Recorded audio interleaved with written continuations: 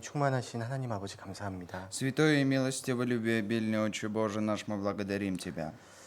저희를 죄악 가운데서 구원하여 주시고 또 주님의 자녀 삼아 주시고 또 저희들에게 주님의 몸된 교회를 또 허락하여 주심에 감사를 드립니다.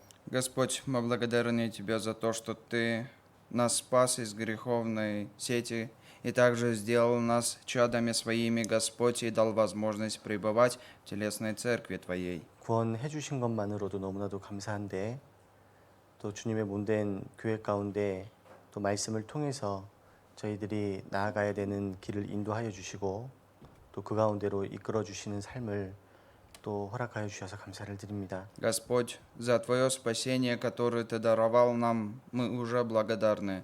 Но Ты еще более для нас даешь возможность пребывать в Твоей телесной церкви, наставляться Словом Твоим и также идти по путям наставления Слова Твоего. 그를 통해 주님께 받은 은혜를 보답하고 또한 주님께서 한량없이 채워주시는 은혜를 또 경험하며 살아갈 수 있는 또 시간들을 주심에 감사를 드립니다. И благодарим Тебя за то дарованное время, которое Ты позволил в нашей жизни, для того, чтобы мы могли осознавать и получать Твою великую благодать, Господь. И в процессе получения этой благодати также воздавая жить за нее. 주님께 받은 은혜가 너무나도 큽니다. 또 그 은혜에 마땅히 또 보답하는 삶이 될 수 있도록 도와주시고 И также та благодать, которую мы обрели от Тебя, она велика, Господь, и помоги, чтобы мы с воздаянием в этой жизни своей жили ради Тебя. 먹든지 또 마시든지 오직 주님의 영광을 위해서 살아가는 저희들이 될 수 있도록 인도해 주시기를 간절히 부탁드립니다. Кушаем ли, пьем ли, Господь, что бы мы ни делали, помоги, чтобы все мы делали только лишь во славу Тебе. 또 코로나로 어려운 상황 가운데에서 이 질병을 또 속히 주님께서 또 없애주시고 또 그를 통해서 우리가 또 복음을 전하는 데 방해가 되지 않도록 주님께서 인도해 주시기를 부탁드립니다. И, Господь, просим Тебя, чтобы в этот промежуток времени, когда коронавирус гуляет по всему миру, и также из-за этой великой пандемии весь мир находится в хаосе, Господь, помоги, чтобы этот вирус поскорее исчез и не было препятствий для проповеди Твоего Евангелия, 이 Господь. 모든 과정들을 또 주님께서 허락해 주신 분명한 이유와 또 목적이 있을 거라고 생각을 합니다. И все эти события, которые происходят в нашей жизни, Господь, мы осознаем, что все не просто так происходит, и только лишь по воле Твоей. 저희들 믿음으로 주님의 계획하심을 바라볼 수 있도록 인도하여 주시고 Господь, просим Тебя, чтобы мы во всякое время могли смотреть и уповать только лишь на Твою волю и на Твои планы. 이 모든 과정들을 통해서 주님의 선한 뜻이 또 온전히 이루어질 수 있도록 인도해 주시기를 간절히 부탁드립니다. И во всех этих событиях, во всех этих временах, Господь, помоги, чтобы истинная Твоя воля совершилась.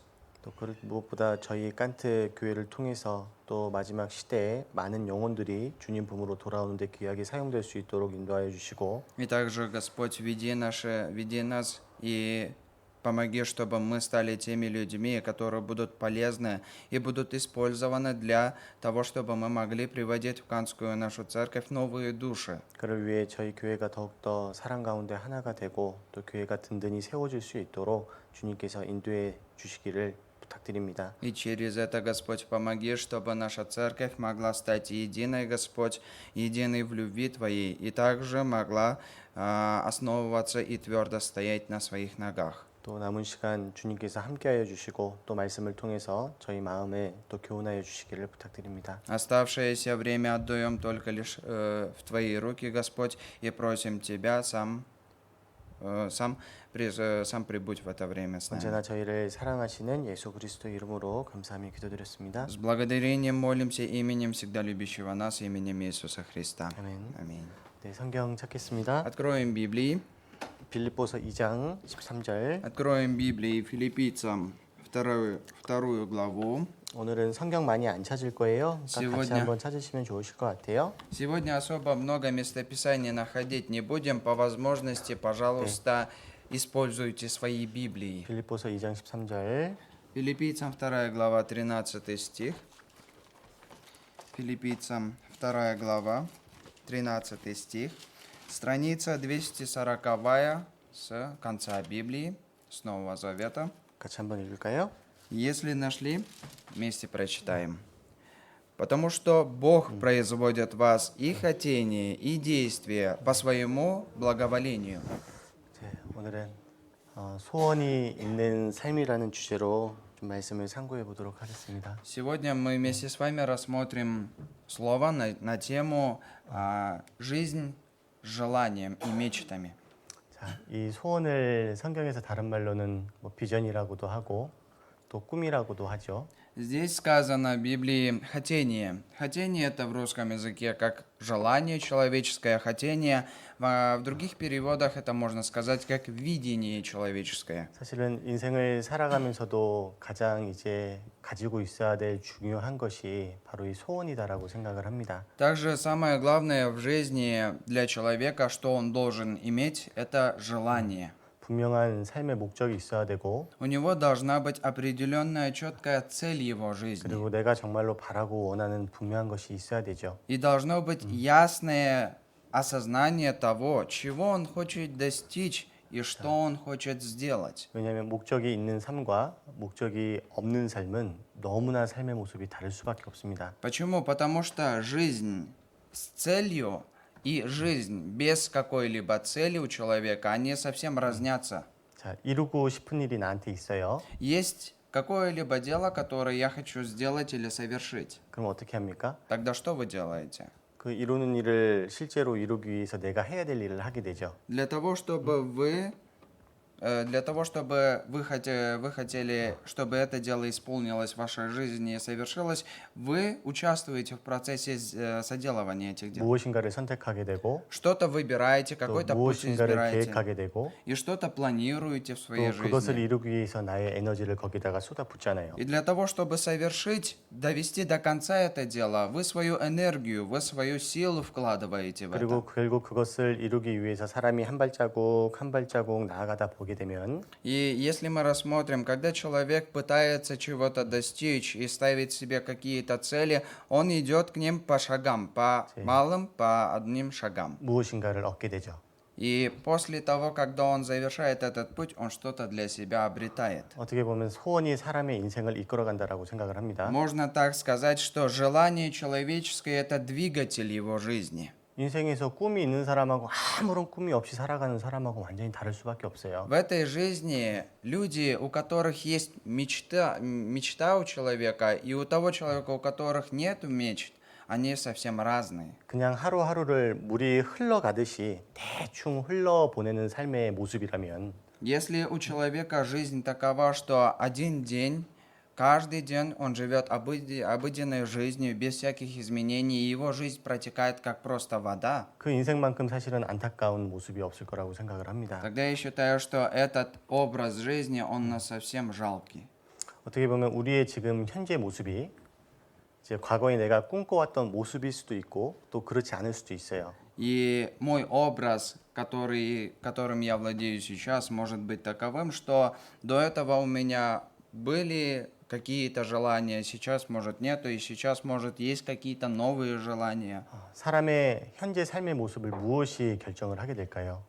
Каким образом итог образа человеческий, он складывается в процессе его жизни? 이제 물론 많은 상황들이 있겠지만은 Конечно же, многие, может, ситуации в его жизни должны произойти для этого. 사실 가장 중요한 건 내가 무엇을 바라보고 살았느냐일 거예요. Но зависит его образ жизни от того, на что он уповает и на что он смотрит человек. 소원과 관련된 일 거고 비전과 관련된 내용들일 겁니다. Это те смыслы, которые связаны с желаниями человеческими, с его мечтами и с его видением в процессе его 뉴턴이라는 жизни. 유명한 과학자를 모두가 아시죠? Все, наверное, знаете одного знаменитого ученого Исаак Ньютон. 이제 굉장히 많은 것을 발견을 했잖아요. Этот человек открыл действительно много открытий, сделал новых. 그래서 과학이 뉴턴이 나타나기 전과 후가 완전히 다르다라고 합니다. И говорится, что эпоха человечества, она разнится до рождения и это Ньютона и после его рождения. 정말 많은 것을 발견한 위대한 과학자예요. Он является действительно знаменитым ученым, который открыл много открытий новых 그래서 한 сделал. 기자가 물었습니다. И также один эксперт у него спросил так: 당신은 어떻게 그렇게 많은 것들을 발견할 수 있었습니까? каким образом вы смогли достичь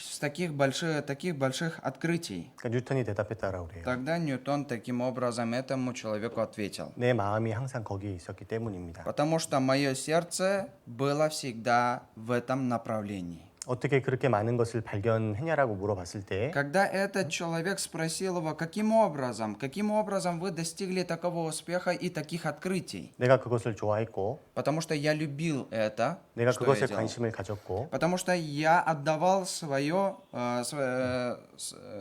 я обращал внимание к этому всему. 내가 그것을 늘 생각했기 때문입니다. Потому что я всегда был заинтересован в этом, потому что я всегда думал об этих вещах. 남들이 사과가 떨어지면은 Некоторые люди, у других людей, когда яблоня падала просто на землю, 사과 떨어졌다 주워서 먹어야지 그 생각만 하잖아요. 그렇죠? другие люди считали так: когда яблоко упало, он говорит: ой, упало, теперь нужно поднять и просто съесть. 근데 뉴턴은 달랐어요. А Ньютон был другим. 왜 떨어질까? Он думал, почему она падает? 왜 떨어질까 이게? Почему она падает? 그 생각을 하다 보니까는 많은 것들을 발견할 수 있게 되었죠. И когда он задумывался об этих вещах в процессе его жизни, он делал такие большие открытия. 사실 우리의 마음도 어디를 향하고 있는지 생각해 볼 필요가 있겠죠. И также мы должны с вами вместе задуматься о том, куда же направлено наше сердце и куда же мы смотрим. 각 분야에서 위대한 업적을 이룬 많은 사람들이 있습니다. В окружении людей каждый человек имеет свое какое-то мировоззрение и свои мнения. 그런데 대충 살다가 보니 어쩌다가 이렇게 된 사람들은 한 명도 없어요. Но нету ни одного человека, который просто обыденной жизнью жил, ни о чем не задумывался, и в один миг он стал известным, в один момент он начал делать какие-то открытия просто так. 어떤 계기가 있어서 거기에 관심을 갖게 되고 Но человек, когда сконцентрируется на одном и том же, 그리고 거기에 집중을 한 결과 많은 것을 이루게 되었죠. и когда он заинтересован в этих вещах, и когда он обращает внимание на определенные какие-то вещи, 대충 살다 보면 나중에 무엇인가 되어 있겠지. когда он так делает, у него что-то происходит. А если он живет просто лишь той жизнью, обыденной жизнью, 뭐 이렇게 살다 보면 나중에는 뭐 무엇인가 되는지 뭐 알게 되겠지. если он живет с таким мнением, то что, я сейчас проживу, пройдет время, и потом что-то у меня получится, потом что-то я узнаю. 그렇게 생각하면 굉장히 큰 착각을 하고 있는 것이죠. Если он так думает, человек, он на самом деле очень заблуждается. 어떻게 보면 내 인생에 굉장히 무책임한 태도이죠. Почему? Потому что эти все вещи связаны и глобальные с моей жизнью. 우리가 음식을 만들 때에도 어떠한 좋은 재료를 갖다가 한꺼번에 다 쏟아 부은다라고 맛있는 음식이 되는 게 아니잖아요. Мы же из-за того, что мы берем какие-то хорошие ингредиенты, да, берем какие-то хорошие ингредиенты и просто лишь в один момент вложим их в кастрюлю и варим просто так. 이렇게- От этого же вкус хороший не получается. 뭐 이렇게 대충 만들다 보면 맛있는 음식이 나오겠지 아니잖아요. Если просто так, просто положил, еле как сделал,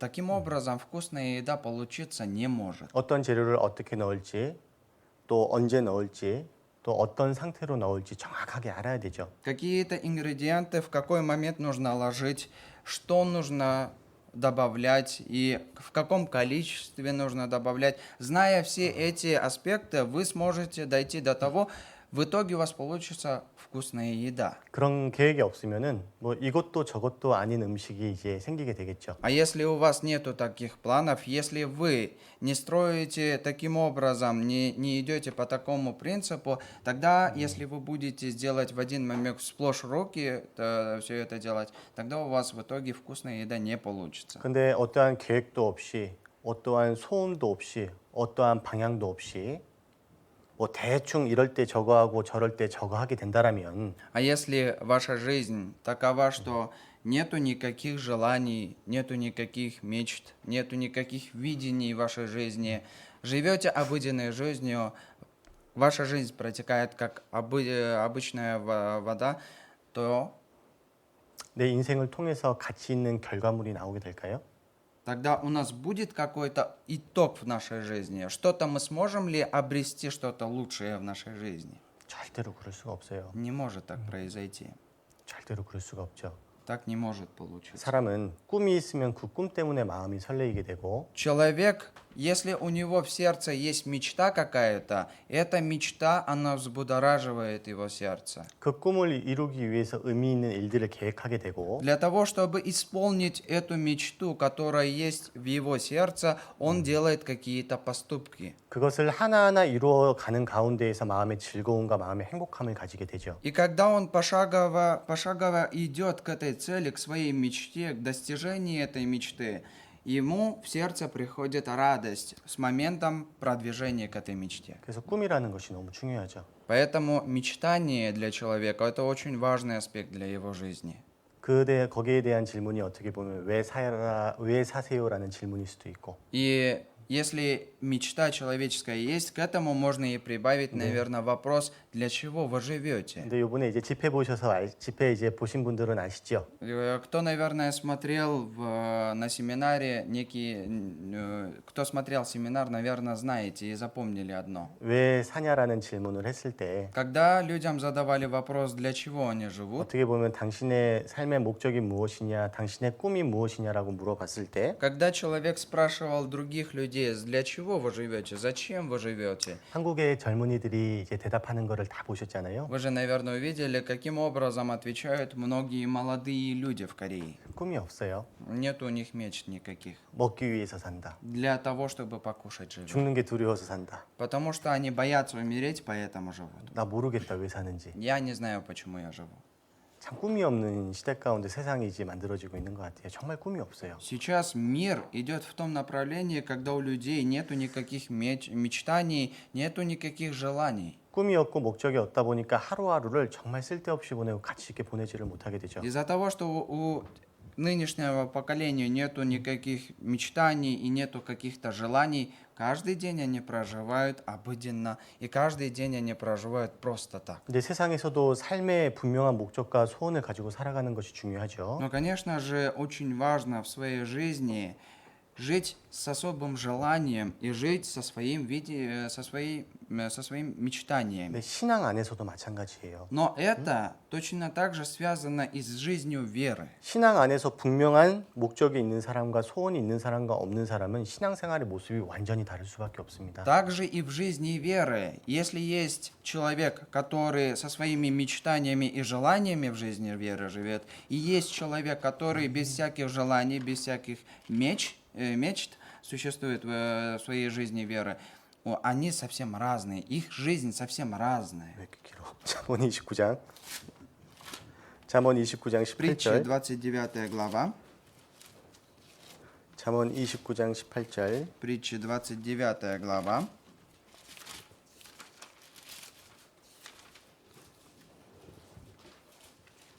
Притча 29 глава.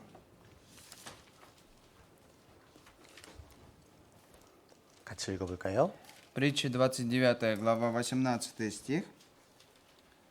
Притча 29 глава 18 стих, 663 страница с начала Библии.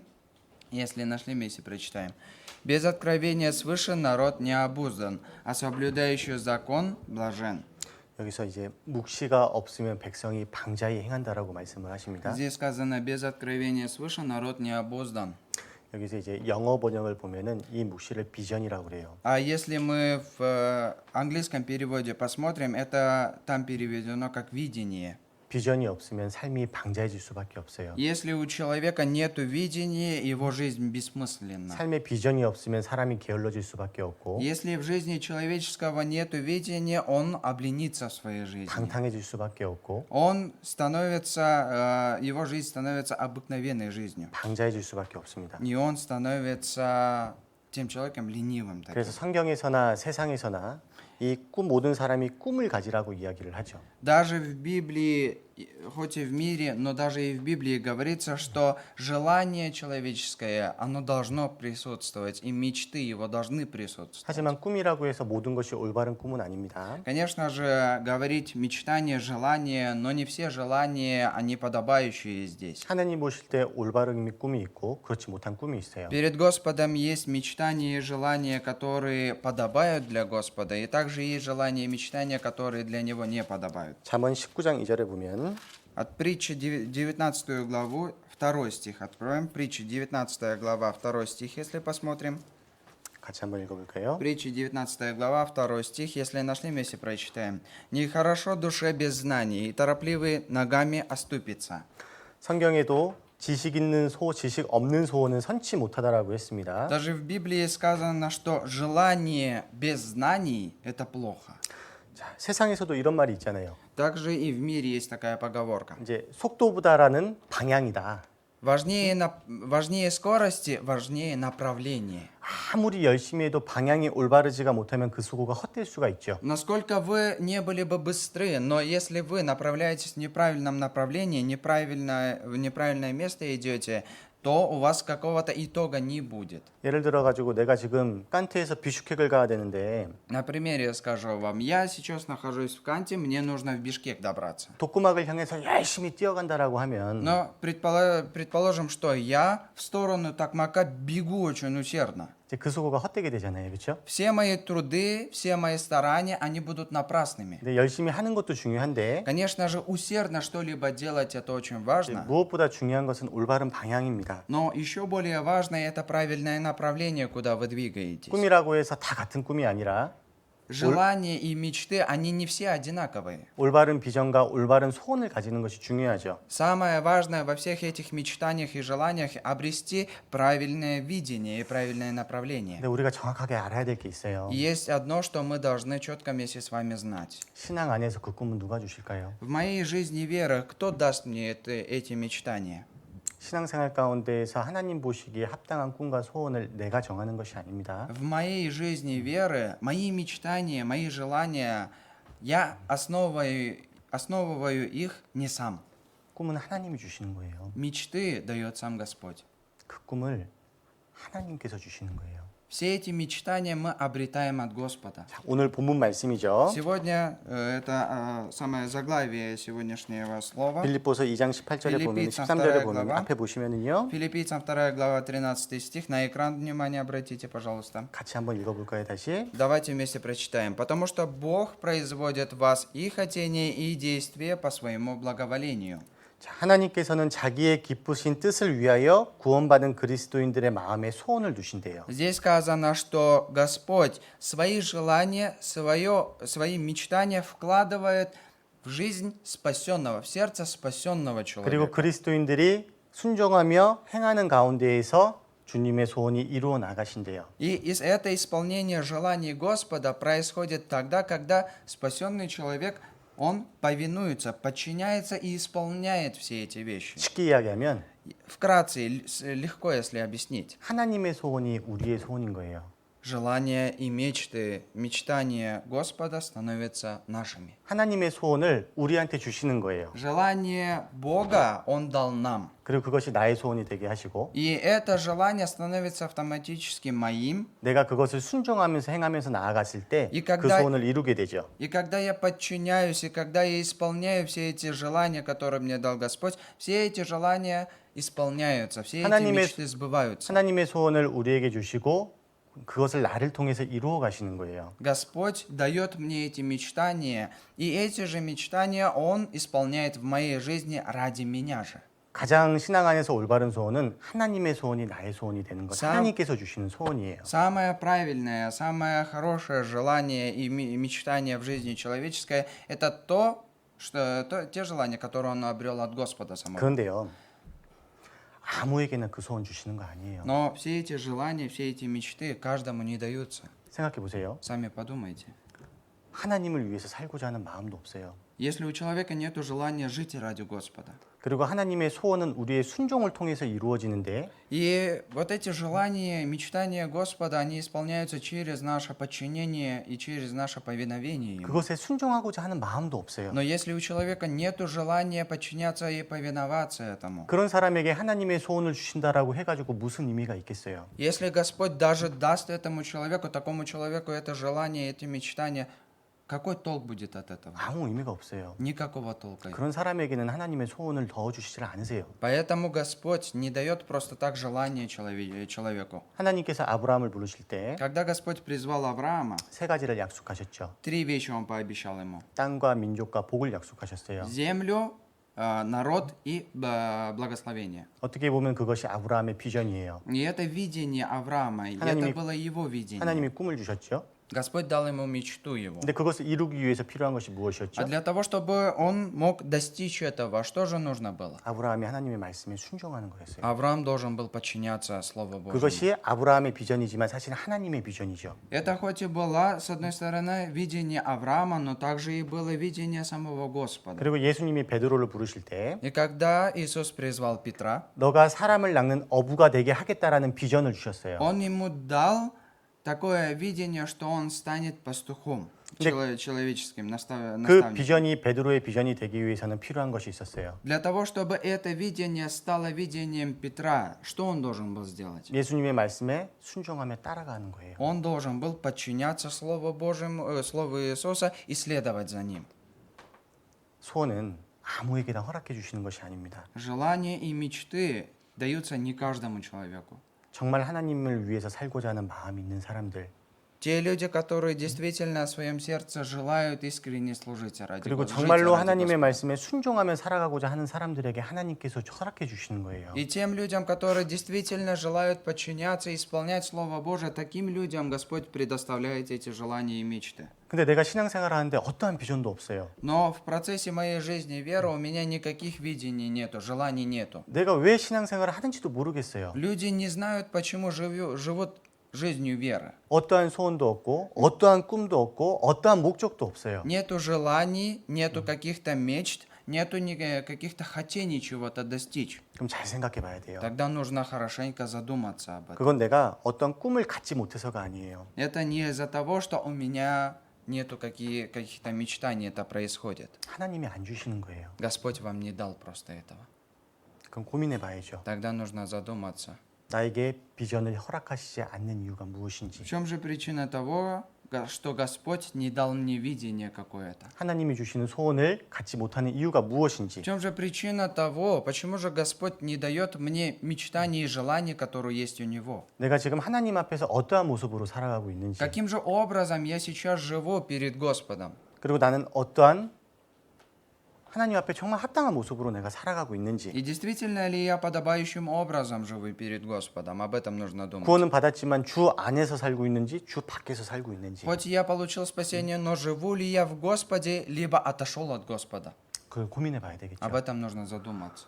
우리가 정말로 하나님이 주시는 소원을 갖기 위해서는 가장 먼저는 마음을 정해야 돼요. Для того, чтобы действительно обрести желание, дарованное нам от Господа, мы должны сконцентрировать и подготовить свое сердце. 하나님이 구원받은 그리스도인들에게 많은 것을 요구하는 것이 아닙니다. Когда человек получает спасение, то, что хочет видеть от него Господь, и то, что он желает от него, это небольшие, невеликие какие-то дела. 하나님이 가장 원하시는 게 뭘까요? Что же Господь самое большое, самое важное, что же Он желает от нас? 잠언 23장에 보면 Если притча 23 главу посмотрим, 내 아들아 내 마음을 내게 주며. «Сын мой, отдай сердце твое мне», Он сказал там. 하나님은 우리가 하나님 앞에서 무엇을 뭐 이만큼 하고 이만큼 이루는 것을 원하시는 것이 아니에요. Господь не тот, который желает, чтобы мы исполнили какие-то великие дела и делали перед Ним какие-то, показывали перед Ним какие-то высокие достижения. 하나님이 정말 원하시는 것이 무엇이냐면 Что же в действительности хочет от нас Господь? 우리가 하나님을 정말로 사랑하는 마음. Желание и любовь, искренняя любовь по отношению к Господу от нас. 그리고 주님을 위해서 살고자 하는 마음. И действительно искреннее желание жить ради Господа в своей жизни. 그리고 주님의 뜻 가운데 정말로 순종하고자 하는 마음. И по воле Божией подчиняться, повиноваться Его Слову. 그러한 마음이 정말로 하나님 앞에 진실될 때 И когда действительно такое сердце искреннее будет у вас перед Господом, 하나님께서는 우리의 마음 가운데 하나님의 소원을 허락해 주시는 거예요. Господь в наше сердце даст и позволит вселит желание свое, 그리고 мечты. 그 소원을 이룬다라는 설레이는 마음을 가지고 우리는 사는 거예요. И когда мы живем в процессе нашей жизни, мы будем желать исполнить это желание, исполнить это дело. И с такими намерениями будем жить в этом мире. 하나님의 소원이 곧 우리의 소원이죠. Потому что желание Божие – это и наше желание. 하나님이 가장 원하는 소원은 무엇일까요? Тогда какое же желание является большим для Господа? 디모데전서 2장 4절 보겠습니다. Откроем 1 Тимофея 2 глава 4 стих. 디모데전서 2장 4절. Откроем 1 Тимофея 2 глава 4 стих. 1 Тимофея 2 глава 4 стих. 디모데전서 2장 4절. 1 Тимофея 2 глава 4 стих. 같이 한번 읽겠습니다. Страница 253 с конца Библии. Если нашли, вместе прочитаем.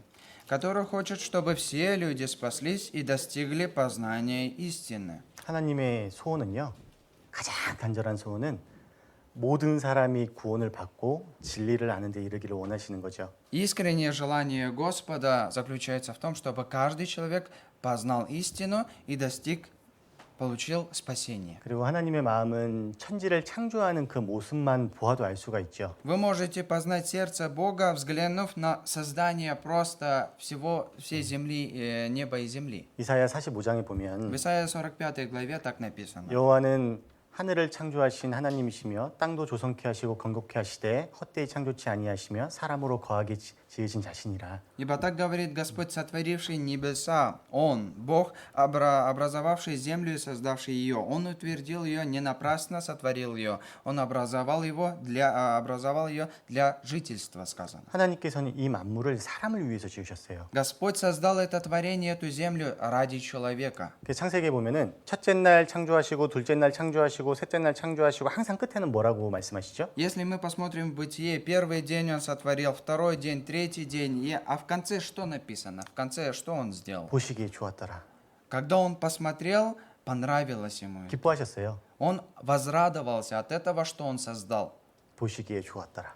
Он возрадовался. 왜 좋아하셨을까요? Почему же Ему понравилось Его творение? 여러분 거의 대부분 자녀가 있으시잖아요. Уважаемый, у каждого здесь сидящего, наверное, есть ребенок, да? 자녀가 너무나 행복해 할 것을 내가 한 5가지를 준비하고 있다라고 한번 생각을 해보세요. Подумайте, есть 5 вещей, которые вы должны подготовить для своего ребенка. 네, 한 가지를 준비했을 때 마음이 어떨까요? Когда вы сделаете что-либо для своего ребенка, одно только, ваше сердце каким будет? 2가지를 마치고 3가지를 마쳤을 때 부모의 마음은 어떨까요? Если вы вот эти 5 вещей сделают счастливым вашего ребенка, если вы первое, второе, третье сделаете, какое у вас будет 그리고 сердце? 모든 준비를 다 마쳤을 때 어떠한 마음일까요? И когда вы все эти 5 подготовлений полноценно уже сделаете и подготовите, что будет в вашем сердце? 정말 기쁜 마음이겠죠. Конечно же, радость и счастье будет в вашем 왜죠? сердце. Почему?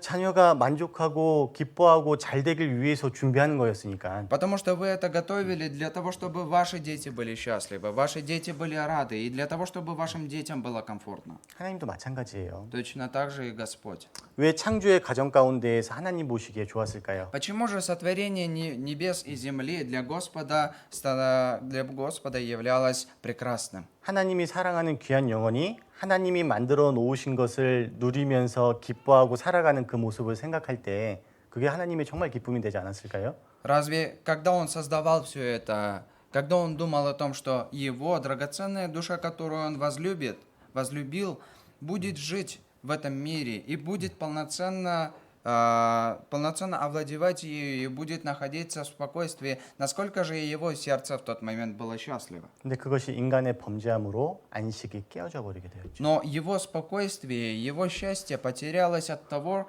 от незаконности и от греха человеческого. 그리고 하나님께서 그때부터 다시 일을 시작하셨죠. И с этого момента, когда грех вселился в людей, Он начал заново свою работу, Господь. 인간을 구원할 계획을 세우시고 Он запланировал спасти все человечество в этом 또 мире. 그것을 이루시고 И Он это сотворил. 지금도 영혼들을 구원하기 위해서 지금도 일하시고 계시잖아요. И также Он сейчас трудится для того, чтобы спасти души новые. 이사야 53장 한번 보도록 Давайте 하겠습니다. Исайя 55 главу откроем. 이사야 53장 Исайя 53 глава, извиняюсь. 53장 10절 Исайя 53 глава.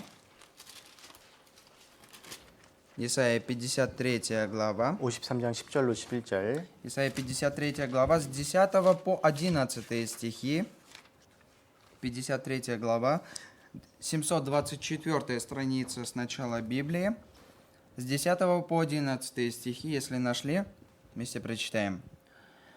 Но Господу угодно было поразить его, и он предал его мучению. Когда же душа его принесет жертву умилостивления, он узрит потомство долговечное, и воля Господа благоуспешно будет исполняться рукой его. На подвиг души своей он будет смотреть с довольством. Через познание его он, праведник, раб мой, оправдает многих, и грехи их на себе понесет. 10절에 여호와께서 그로 상함받게 하시기를 원하사 В 10 стихе. Но Господу угодно было поразить его. 여기서 그는 예수님이죠. Его это Иисуса.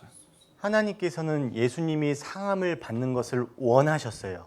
Господь хотел, чтобы Иисус был ранен. 하나님께서는 하나밖에 없는 아들이 상함을 받는 것을 원하셨어요. Бог восхотел, чтобы единородный сын был ранен. 여러분 나한테 아들이 하나밖에 없어요. Уважаемые, предположите, что у вас есть только лишь один ребенок, 근데 그 драгоценный ваш. 아들이 상함 받는 것을 원하는 부모가 있을까요? Есть ли родители, которые желают, чтобы единородный сын его получил ранение и получил мучение? 뭐 단순히 넘어져서 여기 무릎팍이 까지고 그런 게 아니라 Не то, что он упал там, немножко поцарапал ноги, либо где-то поранился. Не такое ранение маленькое. 내 아들이 십자가에서 말할 수 없는 고통을 받고 죽는 데까지 나아가는 것을 원하는 부모가 있을까요? Есть ли родители, которые возжелают, чтобы единородный его сын постиг мучение, был повешен на кресте и постиг те мучения, которые людям непонятны? 하나님은 원하셨어요.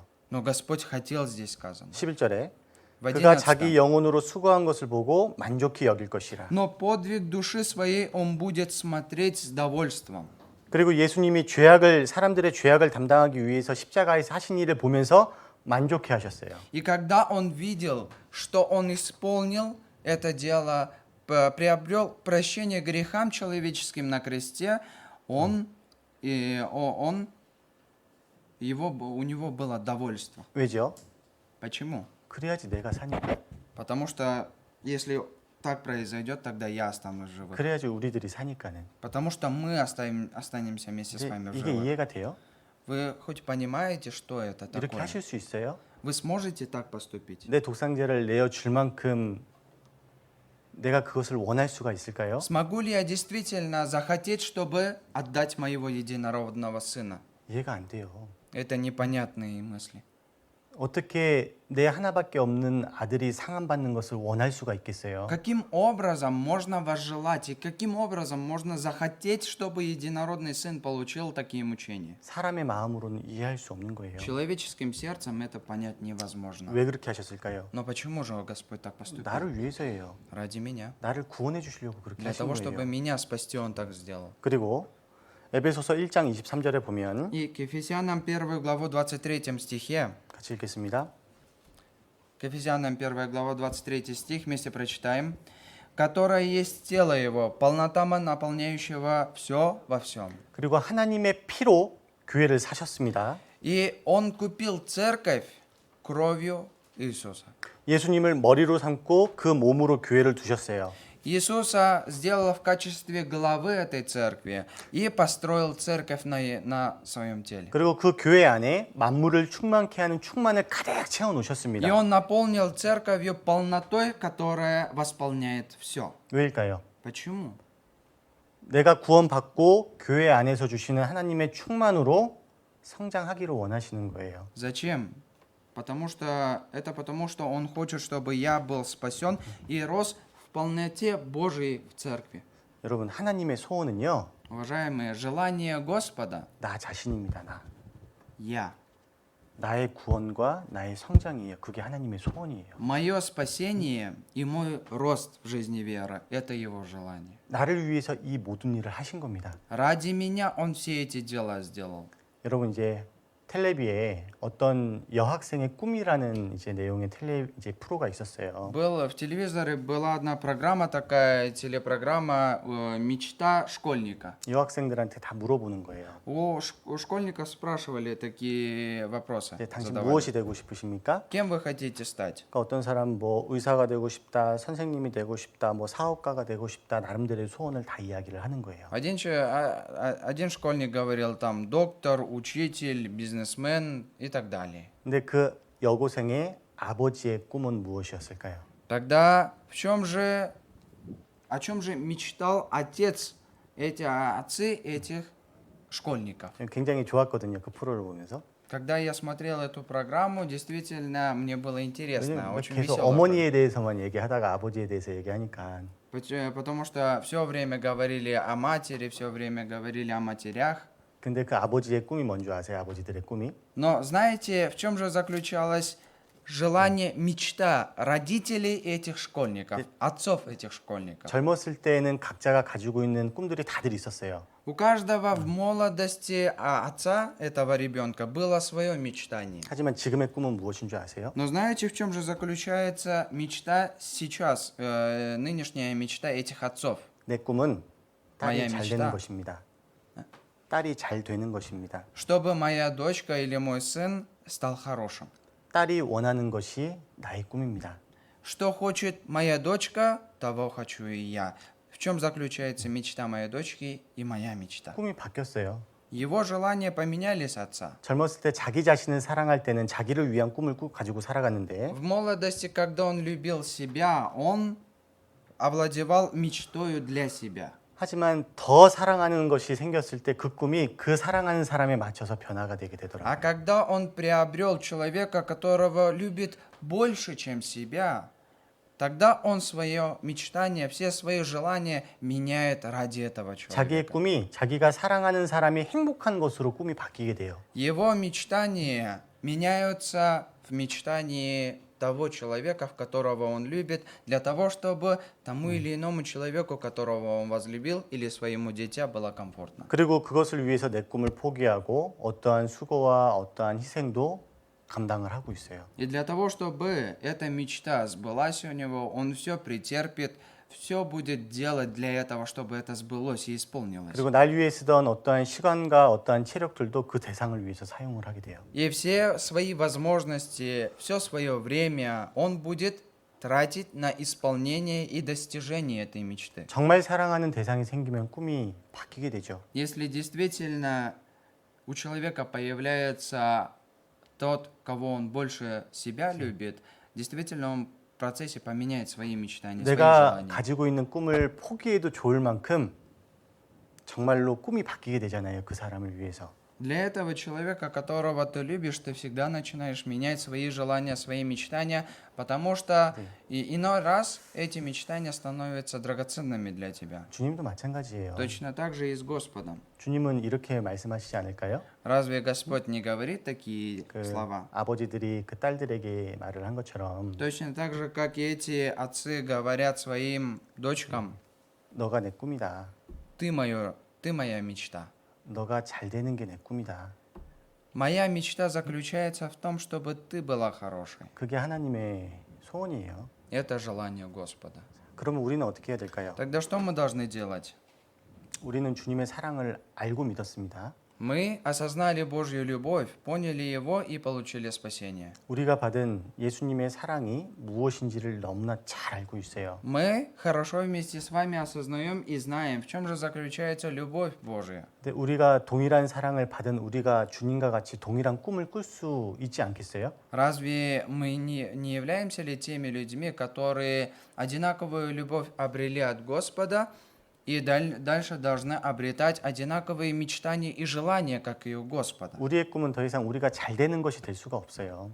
Мои мечтания, мои желания, они не могут принести для меня каких-то хороших плодов и привести меня к какому-то успеху. 우리도 정말로 주님을 사랑하면 그 꿈이 바뀌게 되는 겁니다. Если мы в действительности любим Господа, наши желания и наши мечтания также должны меняться.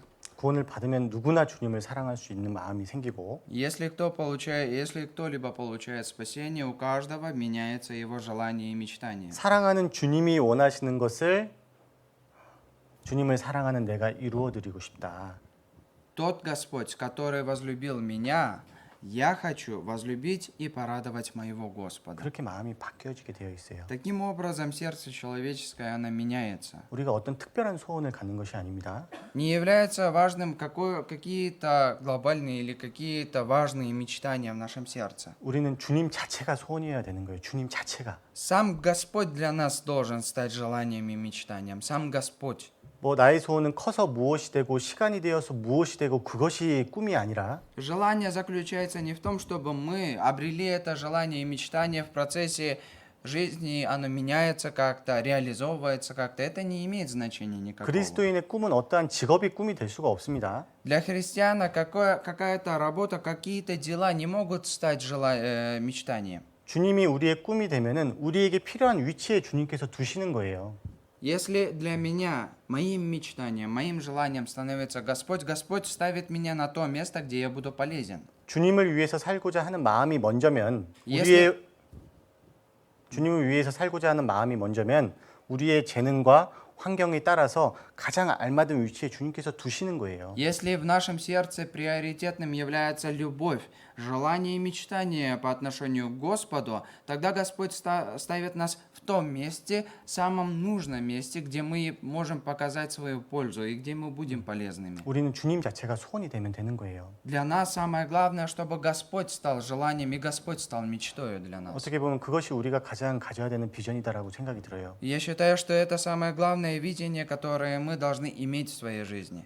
그리스도인이 무엇을 하고 무엇을 되고 그것이 꿈이 아닙니다. Для христианина желание и мечтание не является тем, что он должен сделать что-то, он должен сотворить что-то. 꿈은 주님께서 주시는 거예요. Желание и мечтание дает сам Господь. 내가 정말로 주님을 사랑하는 마음이 있고 주님에 대한 분명한 소원이 있다라면 Если у меня действительно есть искреннее желание жить ради Господа, любовь к Нему, 그 가운데서 주님께서 허락하시고 내가 해야 될 것을 하면서 살아가는 가운데에서 살아간다라면 그것이 정말 성공한 인생이겠죠. среди этого, если я действительно живу такую жизнь, искренним сердцем живу, тогда Господь позволит мне и поставит меня на то место, где я буду полезен, и это будет являться самым полезным и самым, наверное, лучшей жизнью, лучшим образом жизни. 그렇게 하루하루를 주님을 위해서 주님 안에서 정말 열심히 살아가게 된다라면 Если человек каждый день проживает усердно ради Господа, 나중에 무엇이 되어 있더라도 불만이 없을 거잖아요. 그렇죠? что бы ни произошло в дальнейшем, у него не будет никаких сожалений об этом потом. 우리가 사실 주님 안에서 이러한 인생이 되어야 되지 않을까요? Разве мы не должны стать той жизнью, теми людьми, которые будут жить ради Господа? 주님의 소원이 나의 소원이 되어야 되지 않을까요? Разве желание Господа не должно становиться нашим желанием?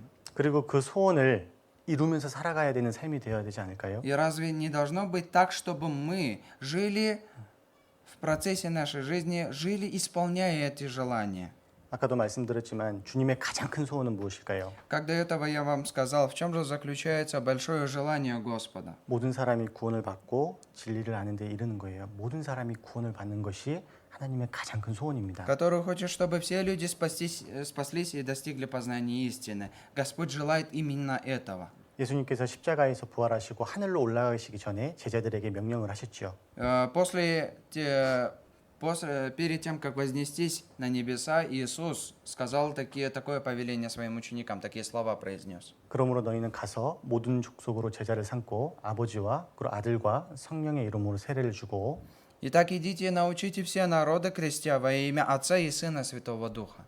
내가 너희에게 분부하여 가르친 모든 것을 지키게 하라. 볼지어다 내가 세상 끝날 날까지 너희와 항상 함께 있으리라. Учай их соблюдать все, что я повелевал вам, и се я с вами со всеми во все дни до окончания века. 너희는 가서 모든 족속으로 제자를 삼아라. Учите, идите и учите все народы, он сказал. Проповедуйте им слово. 그것이 예수님의 부탁이자 명령이자 예수님이 가장 원하시는 소원이에요. И это просьба, и это повеление Иисуса, Господа, и это желание Господа, которое Он хочет видеть. 우리가 이제 구원받지 못한 사람들을 바라볼 때 이 Когда мы смотрим на тех людей, которые не обрели еще спасение, 사람은 불신자, 구원받지 못한 사람, 뭐 이제 강팍한 사람 이렇게 여러 가지 정의로 이제 분류를 하죠. 정의를 내리죠. когда мы смотрим на неспасенных людей, мы в какие-то подгруппы их строим. Например, там сильный, упертый человек, тот человек, который не будет слушать этого слова. Мы заранее определяем словами своими, какой этот человек, и даем ему оценку. 때로는 뭐 마음이 열리지 않은 사람. Можете тот человек, который не раскроет свое сердце. 그런데 주님께서는 구원받지 못한 사람들을 보실 때 어떻게 보실까요? Но когда Господь смотрит на тех людей, которые не могут обрести спасение, с каким же Он сердцем смотрит на них? 잠언 24장 11절의 말씀처럼 Притча 24 глава, 11 стих. 사망으로 끌려가는 자, 사륙을 당하게 되는 자라고 보시는 거예요. 그렇죠? «Спасай взятых на смерть». 주님은 정말 그 영혼을 간절하게 바라보십니다. Господь действительно с искренним сердцем смотрит на этих неспасенных людей. 우리가 단순히 이 사람이 말씀을 들어야 된다라고 생각하고 전도하는 것과 이 사람이 정말로 지옥에 갈 사람이다라고 생각하고 전도하는 것은 그 마음이 분명히 다를 거예요. Но с точки зрения того, как мы будем проповедовать этому человеку слово, действительно мы будем с желанием просто его привести или донести до него слово, или действительно мы захотим его спасти от смерти, дать ему жизнь. От этого будет разниться способы и будут итоги. 우리가 전도하고 말씀을 듣는 사람들의 상태가 이 사람은 말씀을 들어야 되는 사람이다 그게 아니에요. 그렇죠? Когда мы будем проповедовать это слово другим людям, будем смотреть на неспасенных людей, не должны считать, этот человек просто должен послушать слово. 그 사람은 사망으로 끌려가는 사람이고 살육을 당하게 되는 사람인 거예요. Это тот человек, который взят на смерть, и который идет по пути смерти. 우리가 주님과 같은 동일한 마음으로 그 영혼을 바라볼 때 더 그 영혼을 간절함으로 바라볼 수 있지 않을까요? И когда мы будем смотреть на эту душу с искренним сердцем, таким как у Господа, наверное, и в нас будет искреннее желание его спасти. 우리가 정말로 주님을 사랑하면은 주님의 마음으로 그 영혼을 바라볼 수가 있겠죠.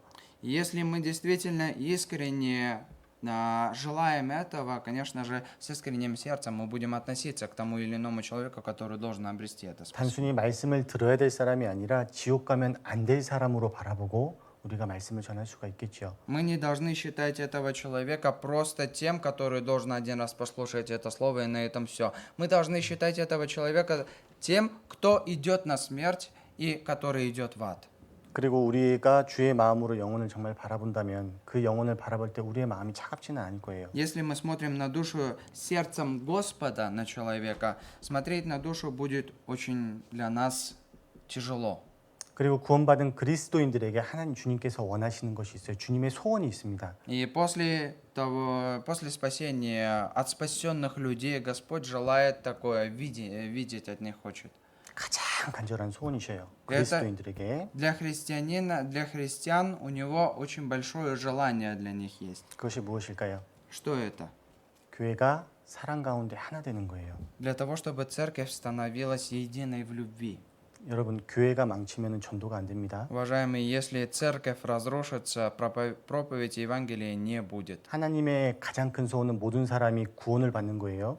Самое важное и самое искреннее желание Господа спасти людей. 근데 그 일을 новые 누구를 души. 통해서 하십니까? А это дело через кого Он совершает? 교회를 통해서 하세요. Через церковь Он совершает это. 근데 복음을 전해야 되는 그 교회가 사랑 가운데 하나 되지 못하고 항상 그 가운데에서 분열이 되고 흩어지게 되면 어떻게 될까요? Но если эта церковь будет полноценно разрушена, если она не будет едина, что будет с нею тогда? 절대로 전도가 될 수가 없어요. Через эту церковь евангелизация проходить не может. 하나님의 소원은 교회가 하나 되는 거예요. И также желание Господа заключается в том, чтобы церковь была едина. 하나 되어야지 전도가 되죠. 하나 되어야지 복음이 전해지죠. Когда мы будем едины, будет проповедоваться благая весть. 하나님이 피로 사신 교회라고 했습니다. Я сказал, что церковь, купленная драгоценной кровью Иисуса, 하나님의 피로 사신 교회예요. это церковь, которая куплена кровью Господа. 이 세상에서 교회만큼 중요한 것이 없습니다. В этом мире нету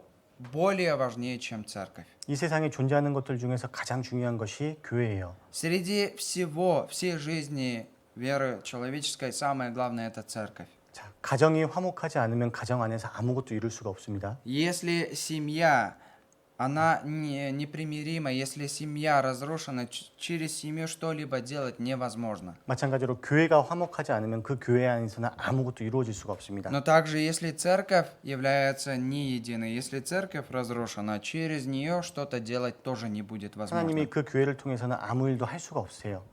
Господь через эту церковь делать ничего не сможет. 에베소서 4장에 보시면 Ефесянам 4 главу откроем. К Ефесянам 4 глава. 에베소서 4장 2절, К Ефесянам 4 глава. 4장 2절로 3절. 4 глава со 2 по 3 стихи. 236 страница с конца Библии. К Ефесянам 4 глава. 같이 읽어볼까요? 4 глава со 2 по 3 стихи. Если нашли, вместе прочитаем.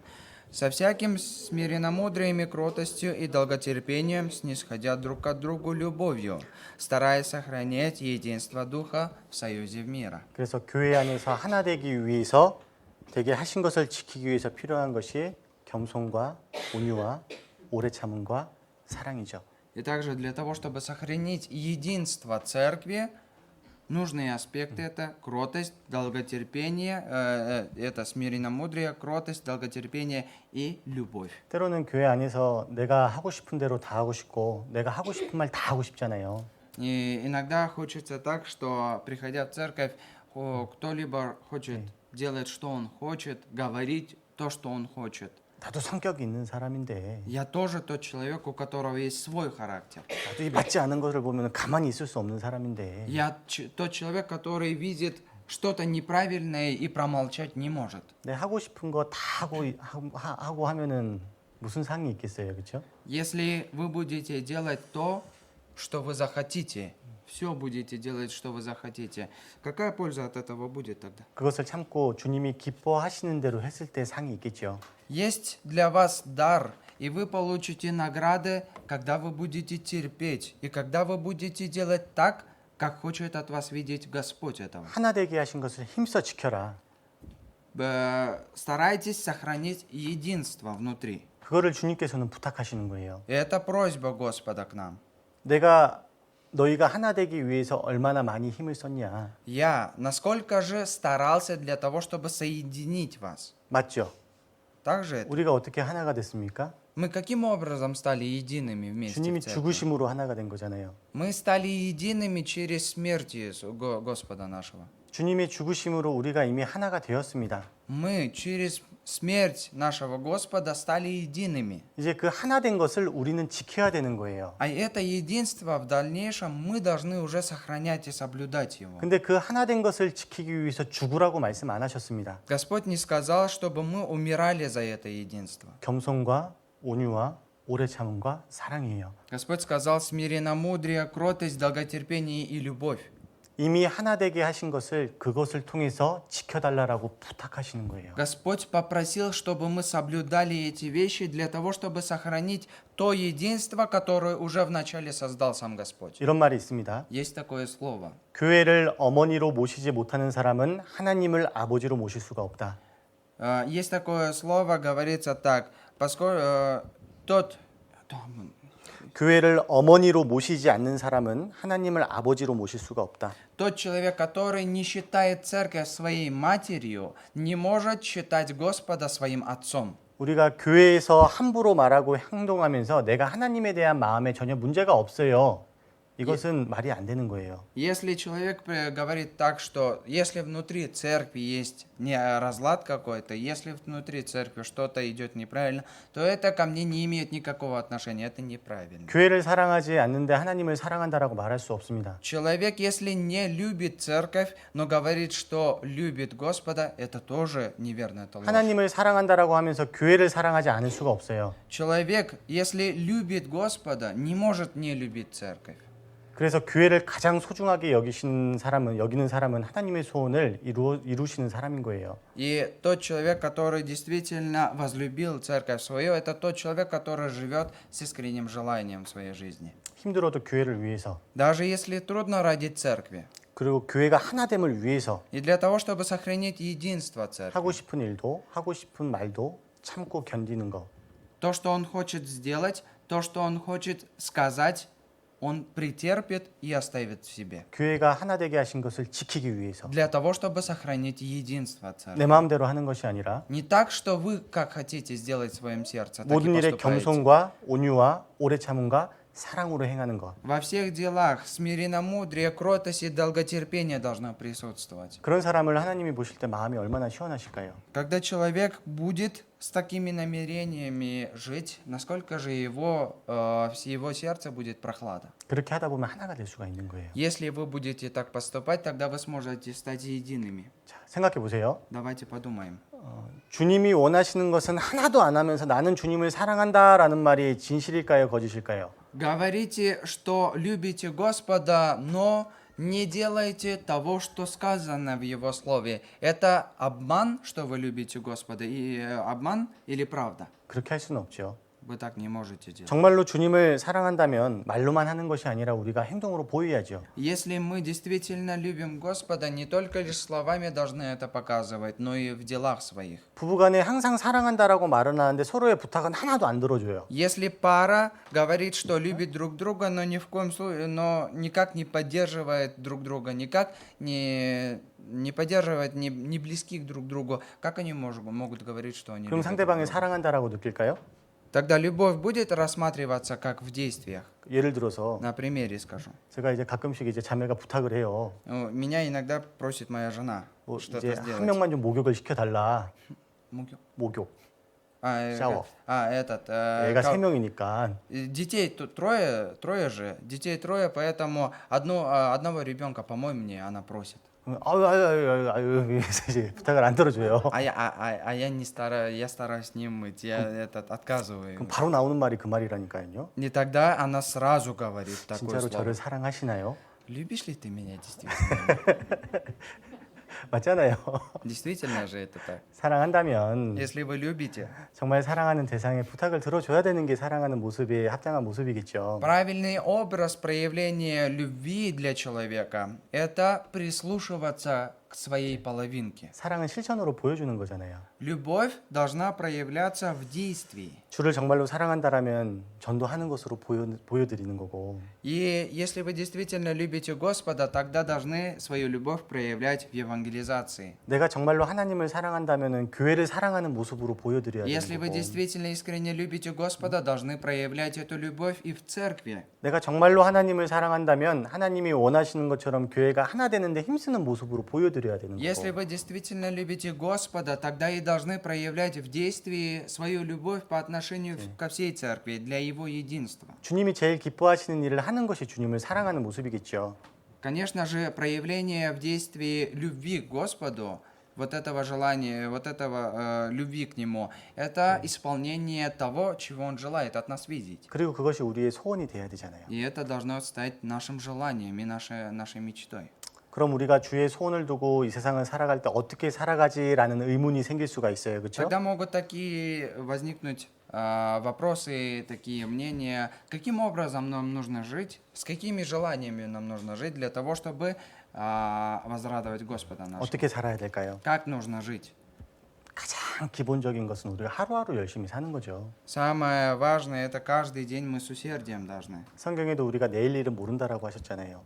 В Библии сказано, никто не знает, что произойдет завтра. 그리고 내일 일을 근심하지 자랑하지 말고 내일 일을 염려하지 말라라고 하셨잖아요. Не хвались завтрашним днем, ибо не знаешь, что случится завтра. 좋은 일이 기다리고 있건 나쁜 일이 기다리고 있건 아직 내일은 오지 않았어요. Завтра еще не наступило. Ты еще не знаешь, будет ли у тебя хороший день, будет ли у тебя плохой день. 나에게 허락된 건 오늘 하루예요. Для меня, что позволено и что случилось, это сегодня. 내가 고민할 것은 오지도 않을 그 미래를 고민하는 것이 아니라 Я не должен задумываться о том дне, который еще не пришел. 나에게 당장 주어진 오늘이라는 시간을 어떻게 보낼까? Каким образом я должен провести позволенный мне сегодняшний день. 오늘이라는 시간에 어떠한 선택을 하고 어떻게 실패하지 않을까 생각하고 또 어떻게 죄지지 않을까. Нужно думать и планировать, каким образом вы сегодня позволенный вам день должны провести с усердием, для того, чтобы стараться не согрешить в этом дне. 뭐 계획을 거창하게 잡는 게 아니에요. 거창하게 세우는 게 아니에요. День не нужно забивать какими-то большими планами, это необходимости в этом да и особой нету. 하루 정도는 할 수 있잖아요. 하루 정도는. В один день только. 여러분들한테 주님 오실 날까지 죄 짓지 마세요. 그러면은 그거 누가 지킬 수가 있겠어요? Если вам, уважаемые, скажут, не грешите до пришествия второго Господа в этот мир, кто сможет это сделать? 그래도 적어도 Но 오늘 점심 먹기 전까지는 죄 짓지 말자.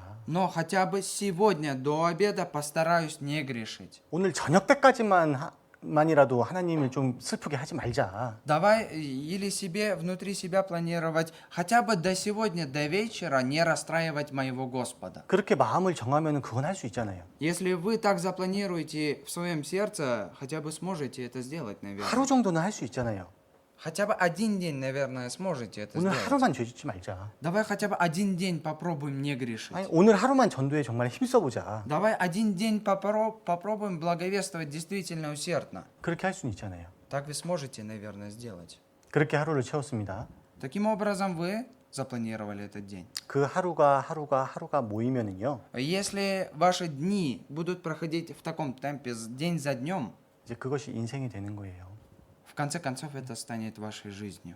그것이 모아졌을 때 우리의 인생이 되는 겁니다. Когда все это по одному будет собираться, итог ваша жизнь будет. 저 멀리 있는 지금 이제 올지도 모르는 미래를 생각하면서 고민만 하다가 그냥 지나가는 것들이 아니라 Не нужно делать так, чтобы вы задумывались и беспокоились о тех днях, которые еще не пришли. И не нужно беспокоиться об этом и проживать такую жизнь. 하나님께서 주어진 오늘이라는 하루라는 시간에 최선을 다하면 되는 거예요. Сегодня нужно проживать со всем усердием тот день, который вам позволен Господом и сегодня дан. 나중에 우리가 무엇이 되어 있을지 모릅니다.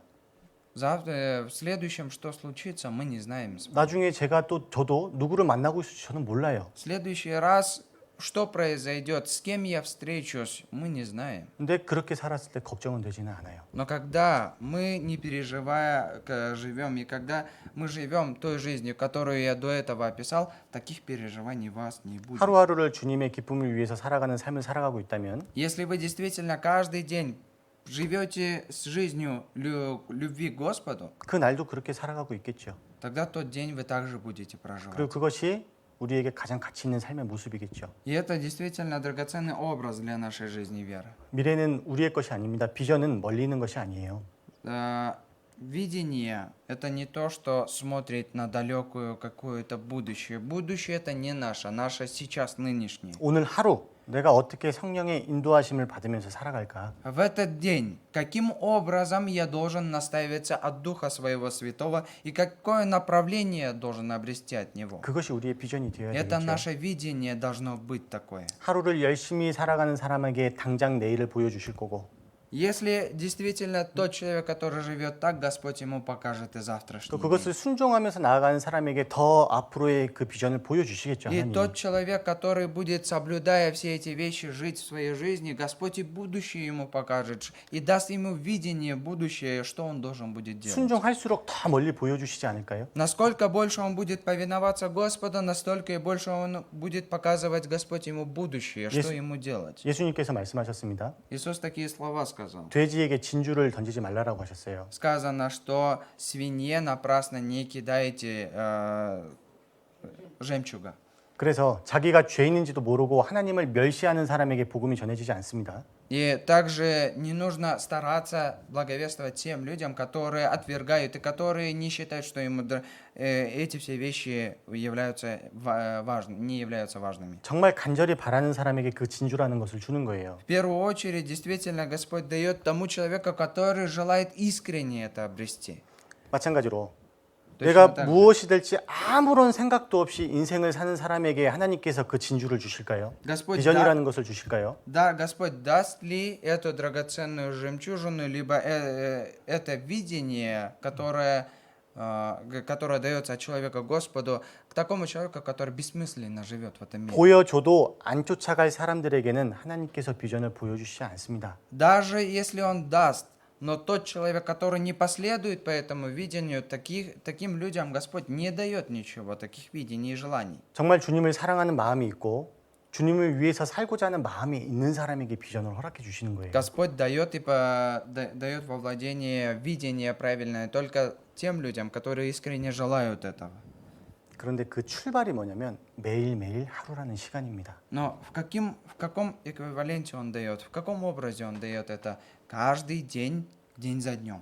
그 매일매일의 삶이 결국에는 인생 전체의 삶이 되는 거예요. Каждый день, день за днем, проживая таким образом, у вас наполняется вся ваша жизнь. 아까 하나님 보실 때 지식이 없는 소원이 있다라고 말씀하셨죠? До этого я вам сказал безрассудные желания и безрассудные мечты человеческие. 없어질 세상에서 세상의 것을 얻기 위해서 노력하는 것은 지식 없는 소원이겠죠. И бессмысленные желания и мечтания человеческие – это мечтания мирские. 그런데 영원한 세상에서 영원히 빛날 것을 이루는 것은 지식 있는 소원이겠죠. Но желание обрести вечное, нетленное, и в этом туда закладывать все свои сокровища, это является разумным желанием. 우리가 주님을 위해서 살면은요, 그 하루는 절대로 없어지지가 않아요. Если мы каждый день будем проживать ради Господа, этот день, тот день, который мы ради Него проживаем, не уйдет у нас впустую. 그 하루는 영원히 남는 거예요, 영원히. Один день у вас остается на вечность. 그것이 정말 지식 있는 소원이고 И это является разумным днем.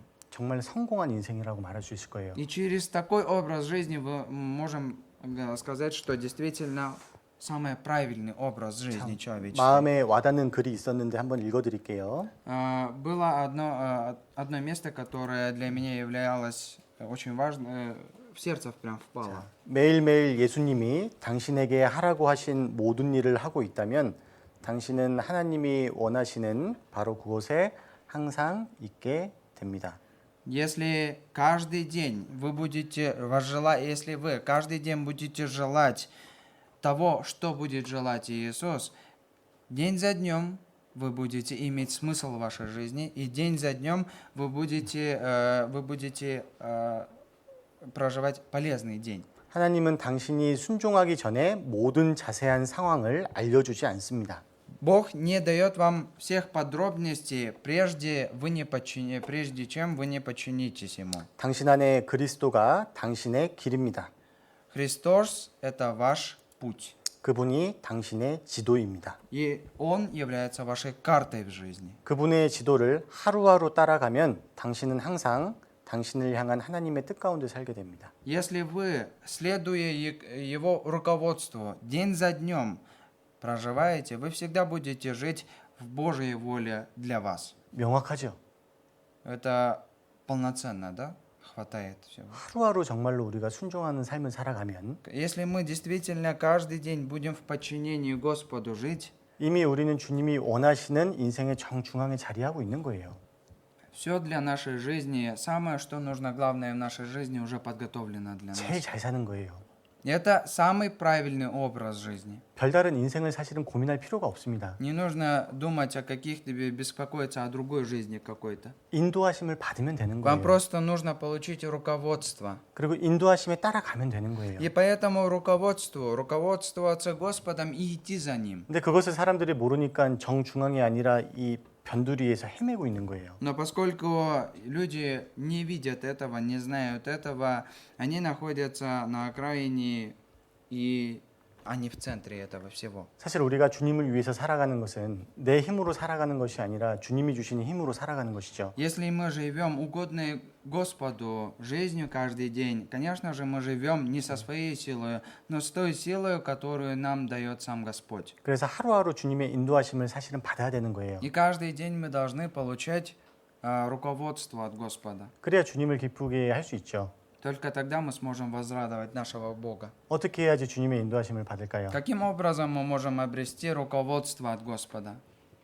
어떻게 해야지 주님의 뜻을 알아갈까요? Что мы должны сделать и каким образом должны познать волю Господа?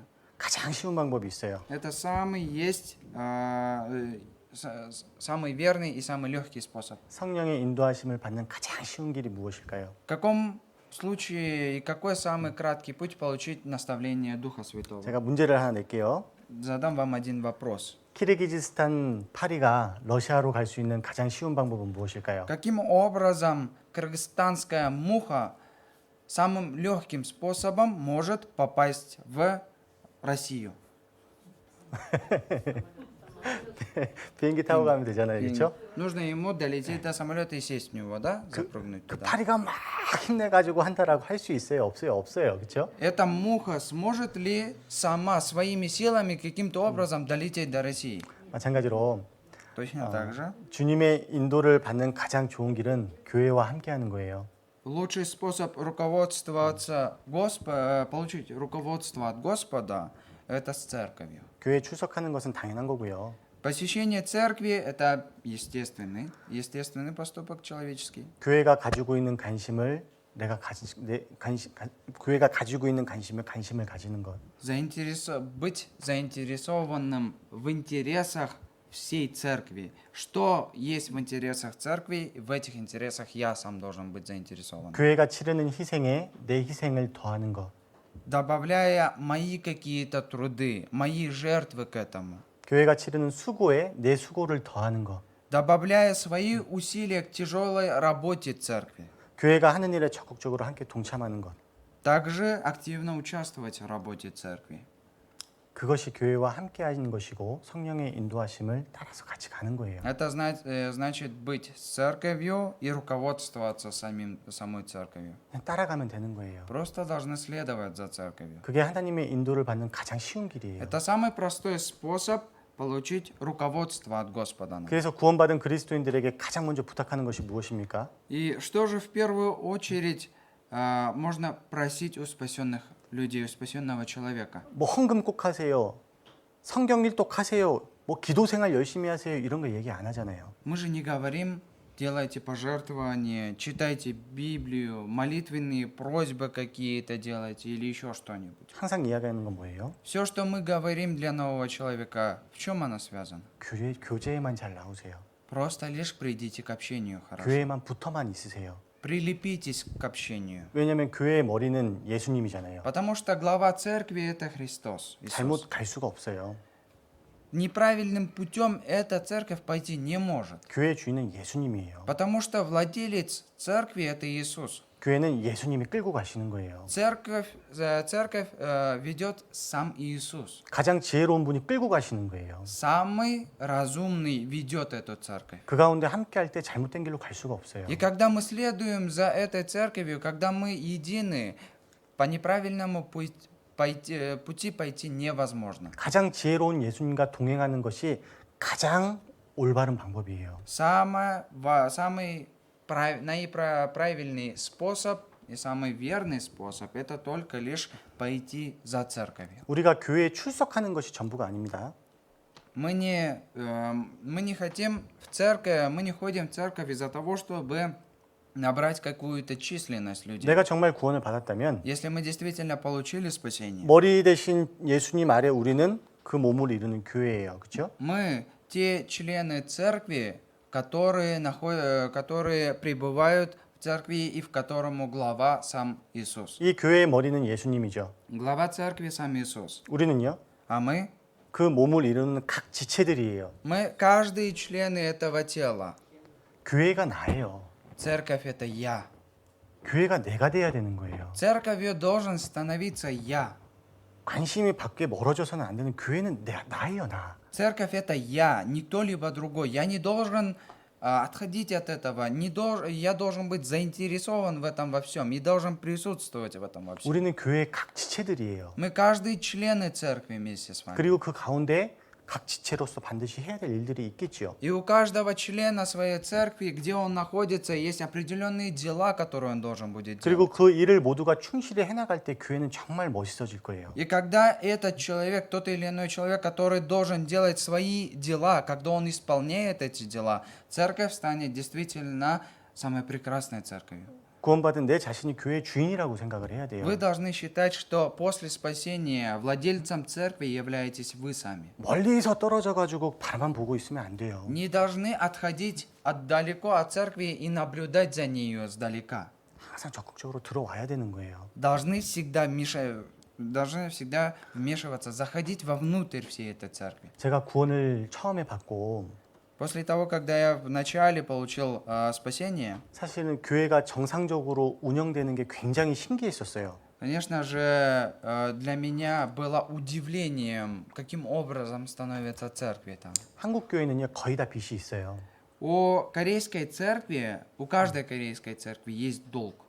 비싼 돈을 들여서 건축을 하기 위해서 매달 들어가는 돈이 굉장히 많이 있거든요. Потому что очень много затрат для постройки той или иной церкви, для возделывания каких-то дел. 한국에서 웬만한 교회당을 건축하기 위해서 필요한 돈이 얼마인 줄 아십니까? Вы знаете, для того, чтобы среднестатистическую церковь в Корее нашу построить, сколько нужно денег для того, чтобы одну церковь только 도시에 построить? 교회당이 생기기 위해서는 적어도 500만 불 이상은 있어야 돼요. Для того, чтобы в каком-то городе, центральном городе построить церковь, нужно минимум $5 миллионов. 굉장히 큰 돈이죠. Очень большие деньги. 근데 그 돈을 다 모으고 건축을 할 수가 없어요. И эти все деньги собрать в один миг и сделать в один раз невозможно. 왜냐하면 한국에는 성도들이 그렇게 돈이 많지가 못하거든요. Почему? Потому что не настолько много денег у братьев и сестер Кореи. 그래서 먼저 은행에서 대출을 받은 다음에 오랜 시간 동안 성도들이 그것을 갚아 나가는 거예요. В первую очередь они что делают? Они берут большую сумму в долг у банка, построили, после этого потихоньку оплачивают все братья и сестры. 그래서 한 달에 이자만 10,000불 이상 내는 교회들도 많이 있어요. Есть много церквей, которые в месяц по $10 тысяч оплачивают долги свои. 그런데도 교회가 잘 운영이 돼요. Но все равно, даже при этом, церковь очень хорошо становится и хорошо двигается вперед. 어려운 가운데에서도 빚을 갚아가고 Даже в трудное время они полностью отдают свои долги без задержек. 또 해외 선교에 힘을 써요 또. И также еще участвуют в миссионерстве, в другие города, в другие страны помогают. 너무 신기한 거예요. Очень удивительно это. 이해가 안 됐어요. Я не понимал этого. Как 왜냐면 можно 내가 так? 교회에 와서 하는 것은 뭐 약간의 봉사와 얼마 되지 않는 헌금이 단데 Потому что я прихожу в церковь, малую какую-то работу делаю, и то мое пожертвование это самая капелька в море, малое какое-то. 어떻게 교회가 운영이 될까? Таким образом, вот эта вся церковь, все эти сети, они продвигаются вперед. 근데 시간이 지나서 알게 됐어요. Но с промежутком времени я понял. 누군가는 죽도록 하는구나. Каждый делает до смерти своей, до потери пульса. 다른 사람들의 부족함을 채우기 위해서 누군가는 죽도록 하는구나. Для того, чтобы восполнить недостаток того или иного человека, кто-то другой делает до смерти. 진짜 죽도록 하는구나. Действительно, до смерти они делают это. 그걸 알게 됐어요. Это я понял. 그래서 그동안 내가 진짜 교회의 보살핌을 받고 또 교회의 사랑과 누군가의 죽도록 수고한 결과로 내가 살고 있는 거잖아요. И также из-за трудов других людей, которые трудятся до смерти, и через это я познал это, и также сейчас живу из-за трудов этих людей. Тем самым. 그래서 나도 죽도록 해야 되겠구나라는 다짐을 하게 되었던 시간들이 있었던 것 같아요. И у меня было время, когда я сам осознал, что я должен делать все до смерти, чтобы оправдать Да. труды тех или иных людей. 나 아직 죽지 않았어요. Но я до сих пор не умер. 죽어야 되는데 죽지를 않아가지고 Я должен умереть, но я пока не умер. 누구나 열심히 교회 안에서 더 수고하고 더 노력하면 교회가 진짜 많이 바뀔 거예요. Если действительно кто-либо будет до смерти своей трудиться в церкви, церковь будет действительно развиваться. 예수님께서 이제 하늘로 올라가시고 성령이 내려오면서 이 땅에 내려왔죠. После того, когда Иисус вознесся на небеса, Святой Дух снизошел на землю. 성령의 강림은 교회를 탄생시켰습니다. И этот Святой Дух, Он восполнил всю церковь. 주님께서 하신 일은요, 교회를 탄생시키는 일을 하셨어요. Господь сотворил то дело, восполнил все во всем церковь свою. 성령이 이 땅에 오셔서 하신 일이 교회를 탄생시킨 거예요. Когда Святой Дух пришел в мир этот, Он Он основал церковь, он ведет церковь эту. 그리고 그 교회를 통해서 하나님의 역사를 이루어 가시는 И 거예요. через эту церковь волю Господа, дело Господа продвигается. 그래서 주님의 시선과 주님의 마음이 교회에 집중이 될 수밖에 없어요. Таким образом, все взоры, все внимание Господа сосредоточены на церкви. 교회보다 소중한 건 없습니다. Для Господа нету драгоценнее других каких-то вещей, нежели церковь. 그래서 다른 것이 하기 힘들다면 Если у вас есть труды, что-либо другие какие-то дела делать, 항상 교회와 동참하려고 해야 되는 거예요. вы должны стараться быть вместе в церкви. 교회가 관심 가지는 것에 함께 관심을 가지고 Должны действительно обращать свое внимание, сосредоточиться на церкви. 교회가 수고하는 것에 함께 수고하고 Присоединяться к трудам церкви. Где трудится церковь, туда и вы должны. 교회가 вселять свои 희생하는 силы. 것에 함께 희생하고 Где трудится, где служит церковь, туда и служить вместе с 교회가 ней. 함께 하는 것에 함께하는 그게 성령의 인도를 받는 길이에요. 가장 쉬운 길이에요. Получить самый легкий путь и правильный путь, каким образом мы можем получить наставление Духа нашего Святого, это идти по тому пути и идти туда, куда идет церковь. 신앙생활 어려운 거 아닙니다. Жизнь веры – это не трудное дело 하나님이 какое-то. 복잡하게 만들어 놓지 않으셨어요. Господь не сделал трудным этот путь пройти нам. 복잡하게 만들어 놓으면 누가 신앙생활 할 수 있겠어요? Если бы Он сделал этот путь трудным и сложным, кто бы смог пройти его тогда? 뭘 하는 게 아니에요. Что-либо делать не является важным. 교회가 인도하는 대로 따라오기만 하면 되는 거예요. Просто лишь нужно следовать за наставлением и за ведением церкви. 그 가운데 하나님의 인도하심이 있고 Через это будет проявляться желание Господа. 그 인도하심 가운데에서 하나님이 주시고 또 이루시는 소원이 있고 И через то, что мы будем ведомы самим Господом, Господь через это даст нам наше желание и наши мечты. 그리고 그 소원을 이루어 나갈 때 그것이 하나님의 기쁨이 되고 И когда мы исполняем все эти желания Господа, для нас является радостью это. 그 하나님의 기쁨이 곧 나의 기쁨이 되는 거예요. И счастье Господа, радость Господа становится и нашей радостью. 그를 통해서 하나님께 영광을 돌리는 삶을 살아가는 것입니다. Поэтому мы живем той жизнью для того, чтобы возрадовать нашего Господа, такой жизнью труда. 모두가 그러한 삶을 사셨으면 좋겠습니다. Хотелось бы, чтобы каждый из вас жил такой жизнью. 기도하겠습니다. Помолимся вместе. 하나님 감사합니다. Господь Отец, мы благодарим Тебя. 오늘도 소원이라는 주제로 또 말씀을 상고해 보았습니다. Также мы сегодня наставили Словом Твоим через познание желаний Твоих, Господь. 또 우리의 마음 가운데 하나님께서 합당한 소원을 허락하여 주시고 Господь, просим Тебя, дай нам самое правильное и искреннее желание в сердца наши. 그 소원을 순종하는 가운데 그 소원을 또 이루며 살아갈 수 있는 삶이 될 수 있도록 인도해 주시기를 부탁드립니다. И в процессе нашей жизни помоги, чтобы в процессе исполнения этих желаний мы могли жить правильной жизнью пред Тобою. 그 일을 혼자 할 수 없기 때문에 주님께서 교회를 허락하여 주셨고 Господь, из-за того, что мы не можем делать это дело в одиночку, поэтому Ты позволил нам присутствовать в церкви. 또 교회의 인도가 곧 하나님의 인도하심이다라는 것을 저희들 알기 때문에 또 교회와 함께하는 마음을 또 소중히 여기는 마음을 가지며 살아갈 수 있도록 도와주시기를 부탁드립니다. И из-за того, что мы знаем, Господь, что церковь сама ведома Тобою, поэтому помоги нам ценить и сосредоточить свое сердце на этой церкви, Господь. 주님께 더욱더 귀하게 사용되는 저희 깐트 교회가 될 수 있도록 주님께서 인도하여 주시옵소서. Господь, просим Тебя, чтобы Канская церковь стала драгоценной пред Тобою, которая будет использована для исполнения Твоих желаний. 언제나 저희를 사랑하시는 예수 그리스도 이름으로 감사하며 기도드렸습니다. С благодарением молимся именем всегда любящего нас, именем Иисуса Христа. 아멘. Аминь. 광고 드릴게요. 그 전에요.